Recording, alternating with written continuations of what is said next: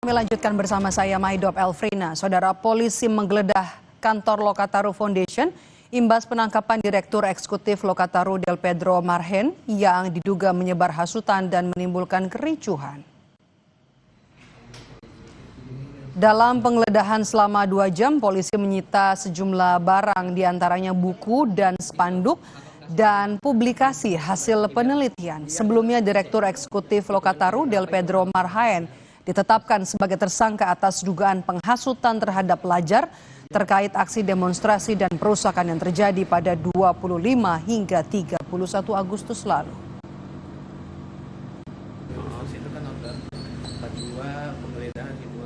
Ada barang bukti yang diambil oleh pihak kepolisian, yaitu berupa pakaian dan juga 2 tablet, 2 unit laptop, berserta 1 unit monitor komputer dan juga keyboard dan mouse-nya. Barang-barang seperti buku-buku, spanduk, serta juga mungkin dompet yang berisikan KTP, paspor, dan juga SIM. Sementara itu, Menteri Koordinator Bidang Hukum, HAM, Imigrasi, dan Pemasyarakatan Yusril Issa Mahendra menegaskan penangkapan Direktur Eksekutif Lokataru Foundation Del Pedro tidak melanggar HAM. Yusril meminta Del Pedro melakukan perlawanan sesuai mekanisme hukum yang berlaku. Aman, besok kan lagi tunggu. Dan saya kira setiap orang kan harus gentleman menghadapi satu proses hukum. Kalau misalnya oleh aparat disangka dia melakukan satu kejahatan dan menurut aparat penegak hukum ada bukti-buktinya, ada bukti-bukti permulaan yang cukup, tapi dia juga bisa menggunakan advokat untuk menyanggah. Dan yang paling penting adalah sekarang keadilan untuk korban. 10 orang meninggal, 1 meninggal aja harusnya menjadi kegagalan negara. Ini 10. Iko Julian Junior, mahasiswa Fakultas Universitas Negeri Semarang UNES berusia 20 tahun, meninggal pasca mengikuti demo. Iko diketahui kritis usai menjemput temannya yang ditangkap polisi ketika mengikuti aksi demo pada tanggal 31 Agustus.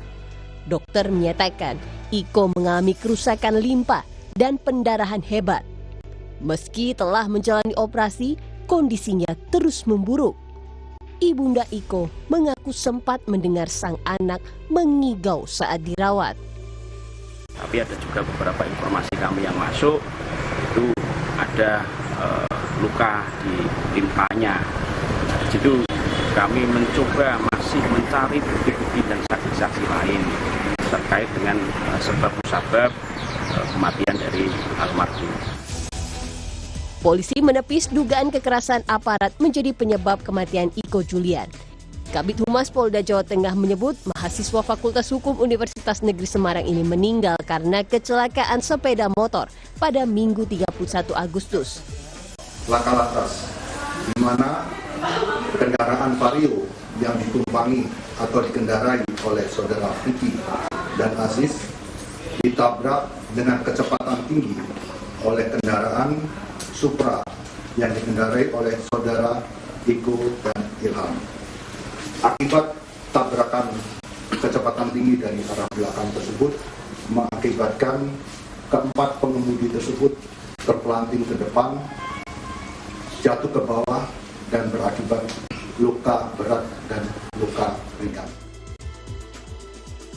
Dalam pernyataannya, Komnas HAM mencatat korban tewas dalam aksi unjuk rasa terhitung sejak 25 Agustus hingga 31 Agustus mencapai 10 korban yang sudah teridentifikasi. Direktur Eksekutif Amnesty International Usman Hamid mendorong agar pemerintah memprioritaskan pengusutan kematian korban tewas dalam demo dengan membentuk tim investigasi independen. Diperhatikan oleh pimpinan Polri, oleh Kapolri, oleh Kabarreskrim, dan juga oleh Presiden Republik Indonesia untuk bisa benar-benar menunjukkan empati, bisa menunjukkan prioritas yang jelas bahwa prioritas utamanya adalah untuk memastikan ada keadilan pada mereka yang kehilangan nyawanya. Oke. Nah, ini yang saya kira mungkin harus jadi prioritas utama gitu, di atas prioritas yang lainnya. Gitu. Baik. Tak hanya keluarga korban, seluruh elemen masyarakat mendorong Presiden Prabowo Subianto untuk segera membentuk tim investigasi independen mengusut penyebab kematian 10 korban tewas dalam aksi unjuk rasa. Tim Liputan Kompas TV.